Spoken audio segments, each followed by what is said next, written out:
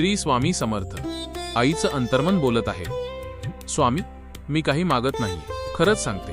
आता मागण्याचीही ताकद उरलेली नाही. दररोज तिच्या चेहऱ्याकडे पाहते. हसते ती, पण ते हसू खरं नाही हे आईचं मन ओळखतं. लोक म्हणतात मुलगी मोठी झाली, समजूतदार आहे, पण मला माहित आहे ती रोज आतून मोडते आहे. स्वामी, मी तिला कधी कमकुवत होऊ दिलं नाही. लोक टोमणे मारले, प्रश्न विचारले, काय झालं अजून? मी हसून उत्तर दिलं, पण रात्री उशी ओलसर झाली हे कुणाला सांगायचं? ती झोपलेली असते तेव्हा मी तिच्याकडे पाहते, तिच्या कपाळावर हात ठेवते आणि मनात म्हणते, देवा, हे दुःख माझ्या वाट्याला दे, पण हिचं मन तोडू नकोस. स्वामी, ती स्वतःलाच दोष देऊ लागली आहे. माझं काळीज तिथेच तुटतं. तिला कसं सांगू, तू कमी नाहीस, वेळ अजून आली नाही एवढंच. मी तिला उपदेश करत नाही, कारण शब्द थकले आहेत. मी फक्त तुमचं नाव घेते, सकाळी उठल्यावर दिवा लावताना आणि रात्री झोपताना. श्री स्वामी समर्थ.